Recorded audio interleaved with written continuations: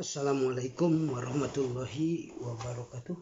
Baiklah, pada siang ini kita akan membahas tentang laporan arus kas atau cash flow statement. Ya. Laporan arus kas yaitu laporan keuangan yang menyediakan data mengenai penerimaan kas perusahaan dari operasional maupun investasi bisnis, serta pengeluaran kas perusahaan dari pembayaran operasional dan investasi bisnis.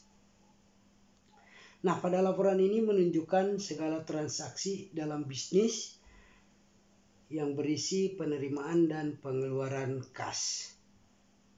Laporan arus kas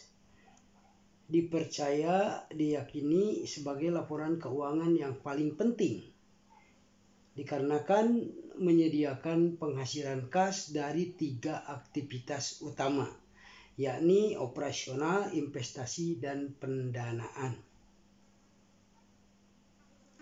Total arus kas dari ketiga investasi ini, yaitu operasional, investasi, dan pendanaan, dinamakan arus kas bersih atau net cash flow.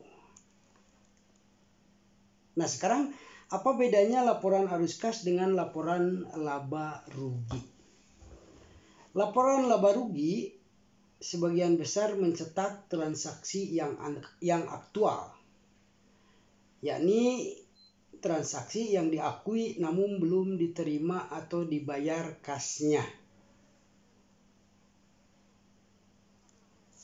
Sehingga di sini tidak sama dengan posisi kas. Pencatatan kas disediakan di laporan arus kas.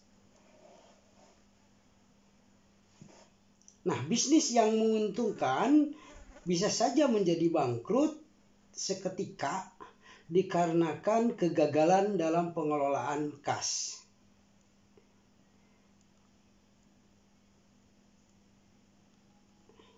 Misalnya saja CP Alam Anugrah menjual produk tempe pada pelanggannya dengan 60 hari tempo pembayaran.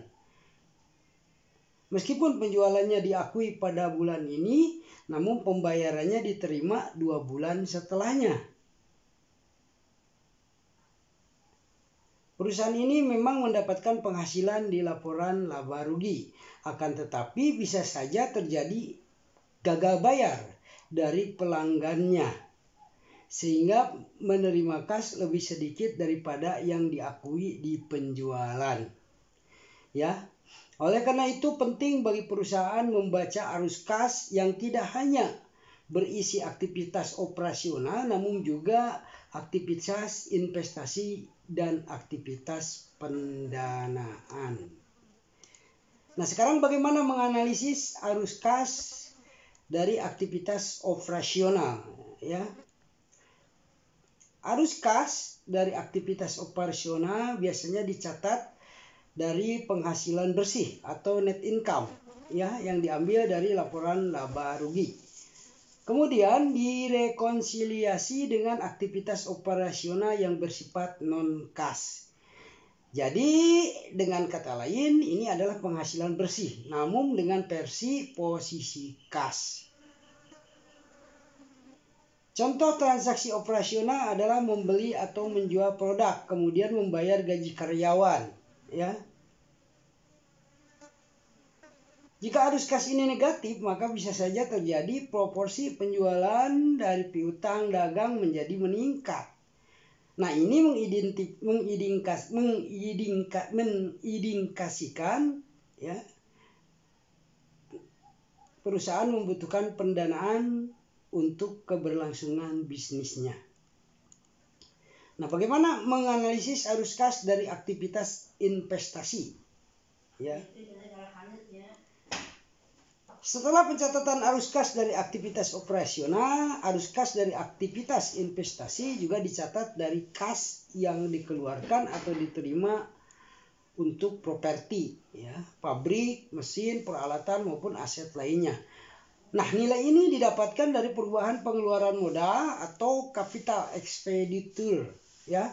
Ketika arus kas ini negatif, maka arus nilai pengeluaran modal bertambah. Jadi terdapat pengeluaran kas untuk membeli aset baru. Namun perlu dilihat apakah dibayar dengan kredit atau kas, ya. Kemudian bagaimana menganalisis arus kas dari aktivitas pendanaan, ya. Setelah pencatatan arus kas dari aktivitas investasi, arus kas dari aktivitas pendanaan juga dicatat dari transaksi antara perusahaan dengan pemberi pinjaman atau pemegang saham. Jadi sumbernya adalah nilai kewajiban dan ekuitas, ya.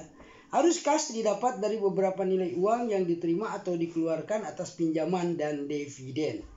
Ya, ketika arus kas ini negatif, maka artinya perusahaan membayar pinjamannya, membayar dividen atau membeli sahamnya kembali. Nah, laporan arus kas ini ternyata demikian penting untuk memahami performa bisnis yang kita jalani, ya. Terutama dilihat dari transaksi kas. Tanpa adanya kas yang cukup, maka bisnis akan sulit untuk dapat meneruskannya dengan baik, ya, maupun meningkatkan pertumbuhan bisnis tersebut, ya. Oleh karena itu pelaku UKM, ya, penting membaca laporan arus kas. Namun laporan arus kas sendiri tidak cukup dalam memahami gambaran seutuhnya dari performa bisnis, dikarenakan hanya melihat nilai transaksi kas, ya. Padahal bisa saja terjadi, ya, performa bisnis akan baik namun tidak menerima sebagian besar kas dalam periode itu. Nah, oleh karena itu diperlukan juga bagi suatu perusahaan memiliki laporan keuangan lainnya untuk melengkapi, yaitu neraca keuangan atau balance sheet dan laporan laba rugi atau income statement, sehingga mendapatkan gambaran yang seutuhnya tentang kondisi maupun performa bisnis perusahaan.